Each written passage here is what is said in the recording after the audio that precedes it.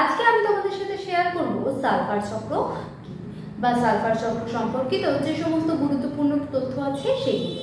এছাড়াও জীব ভূ রাসায়নিক চক্র সংক্রান্ত যে কিছু শর্ট কোশ্চেন আছে সেই বা এমসিকিউ প্যাটার্ন যে কোশ্চেনগুলো আছে সেগুলো আজকে কিছু তোমাদের সাথে আলোচনা করব।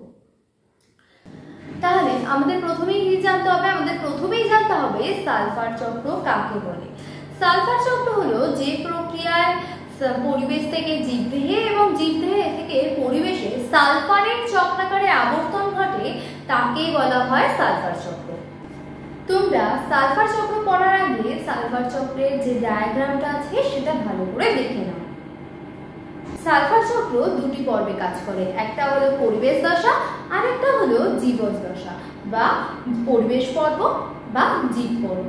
এই দুটি পর্বে সালফার চক্র কাজ করে থাকে। পরিবেশ দশায় সালফার চক্র প্রথমে কি করছে, সবুজ উদ্ভিদ কি পরিবেশ মাটি জল থেকে কি করছে সালফার গ্রহণ করছে এবং সালফার শোষণ করে সালফার প্রোটিন অণুতে পরিণত হচ্ছে। এই সালফার উদ্ভিদের শিল্পগোত্রীয় উদ্ভিদ যেমন মটর, এরকম বিভিন্ন ডাল জাতীয় উদ্ভিদ, এরকম শিল্পগোত্রীয় উদ্ভিদের নিউক্লিয় গঠনে কি হচ্ছে সালফার কাজে লাগে। এছাড়া সালফার সয়াবিন, তিসি ইত্যাদি জাতীয় উদ্ভিদের উৎপাদন বৃদ্ধিতে কাজে লাগে। এছাড়াও নাইট্রোজেনের আত্তীকরণেও সালফার কাজে লেগে থাকে। এবার জীব পর্বে সালফার কি করছে, খাদ্য শৃঙ্খলের মাধ্যমে যে জীব উদ্ভিদ দেহে যে সালফার সঞ্চিত ছিল সেগুলো প্রাণী দেহে চলে আসে এবং খাদ্য শৃঙ্খলের মাধ্যমে। এবার ওই সালফার কি হচ্ছে প্রাণী দেহের বর্জিত পদার্থের মাধ্যমে অতিরিক্ত সালফার পরিবেশে ফিরে যাচ্ছে। এই সালফার ব্যাকটেরিয়া এবং ছত্রাক এদের দ্বারা ভেঙে কি হচ্ছে সালফেট যৌগে পরিণত হচ্ছে।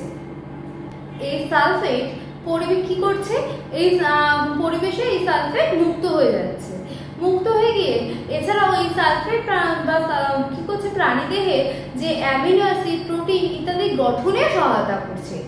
এছাড়া আমাদের কি হচ্ছে পরিবেশে সালফারের ভারসাম্য বজায় রাখছে।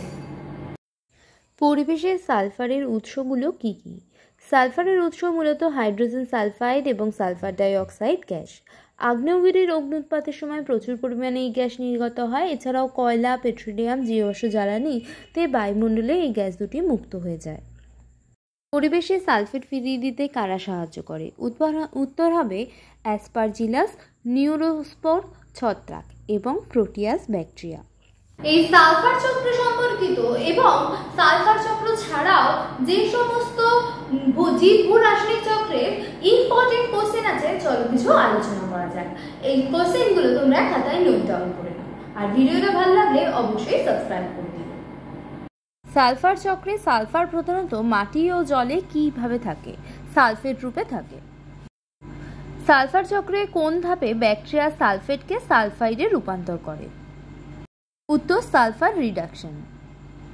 সালফার চক্রের মাধ্যমে সালফার বায়ুমণ্ডলে কি রূপে পাওয়া যায়? উত্তর হবে সালফার ডাই অক্সাইড। সালফার চক্রে সালফার কোন উৎস থেকে মুক্ত হতে পারে? উত্তর হবে আগ্নেয়গিরি। সালফার চক্র পরিবেশের কোন সমস্যার সঙ্গে সম্পর্কিত? উত্তর হবে অ্যাসিড রেন। সালফার জীবের শরীরে কোন অঙ্গের গঠনে অংশ নেয়? উত্তর হবে প্রোটিন। সালফার চক্রে হাইড্রোজেন সালফাইড নির্গত হয়। উত্তর হবে মৃত জীবদেহের পচনে। সালফার চক্রে ব্যাকটেরিয়া কোন ধরনের সালফার যৌগ ভেঙে দেয়? উত্তর হবে জৈব সালফার। কোন প্রাকৃতিক ঘটনা সালফার চক্রকে ত্বরান্বিত করতে পারে? উত্তর হবে আগ্নেয়গিরির অগ্নুৎপাত।